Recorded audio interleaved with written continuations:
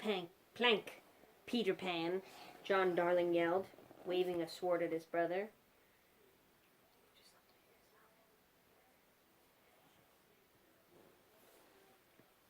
Michael.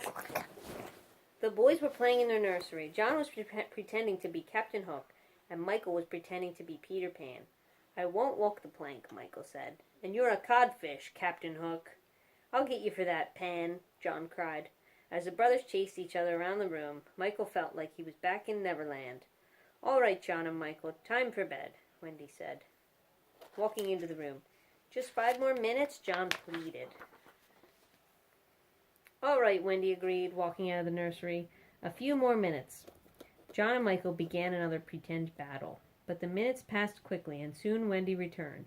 Now it's really time for bed, you two, she said.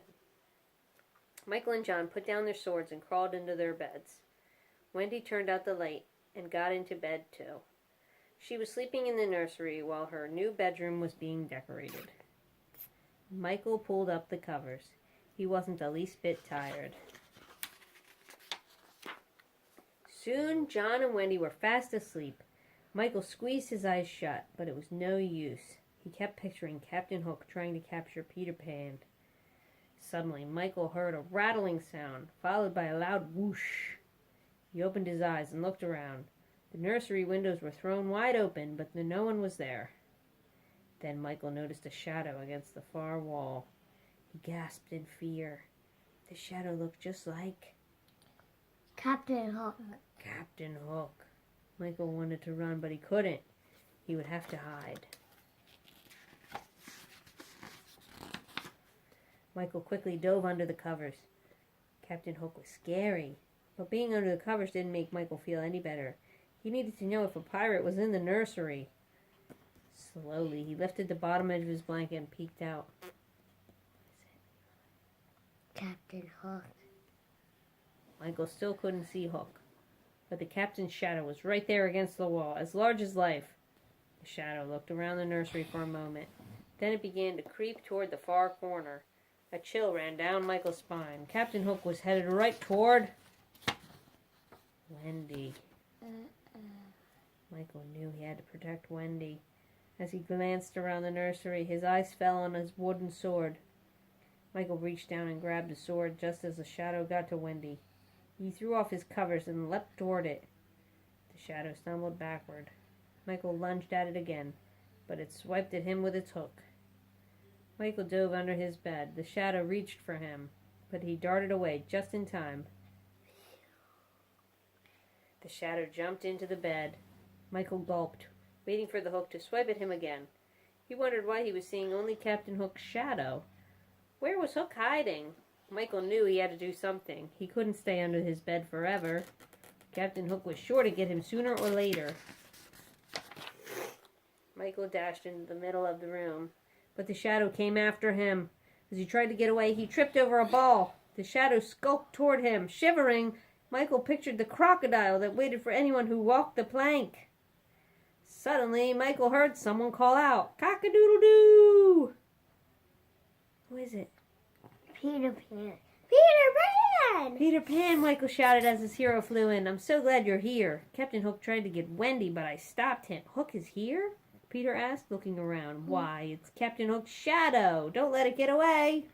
Shadow tried to run, but Peter flew after it. "It's only a shadow," Michael asked. Suddenly, he wasn't so scared.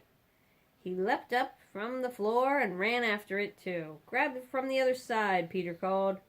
Michael ran toward the shadow from the right as Peter flew at it from the left. The shadow was trapped. In a flash, Michael reached out and caught it. "Put it in here," Peter cried, holding out a sack. Michael stuffed the shadow into the sack, and Peter tied it closed. "That was close," Peter said. "Why was Captain Hook's shadow here?" Michael asked. Where is it? Up there. "I stole the shadow for a prank," Peter exclaimed. "Some prank! The shadow has been nothing but trouble. It pulled the Lost Boys' tails and put pine cones in their beds.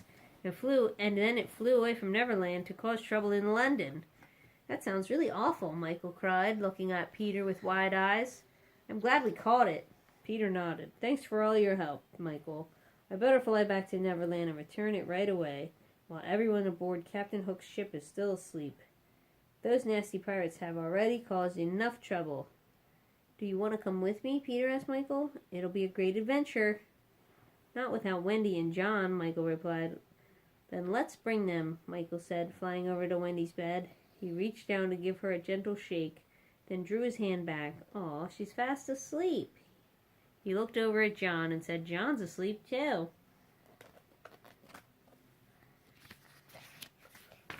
But you know who wasn't asleep yet? Michael. He was not asleep when bed was starting. He didn't go to sleep. Stayed awake. He stayed awake all day. Maybe next time, Peter said, jumping to the window's ledge.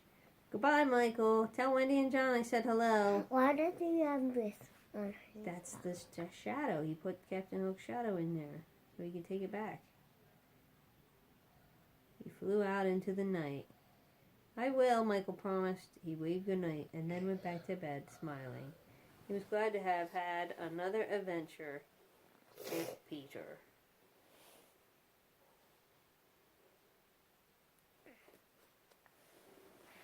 Did you like that one? Yes. Should we read the Toy Story one? Yeah. I want to read the Toy Story one. We gotta go all the way. Now, who's in the Toy Story one? Do you know these people? That's There's Bonnie. unicorn. There's Bonnie. Unicorn. She's the one that Andy gives her his toys to, right? Yeah. So this one Bonnie's in. Okay, ready? This is not where it starts. This is it. No, but you have to read that. The Big Camp Out. Guess what? Bonnie said as she looked excitedly at all of her toys.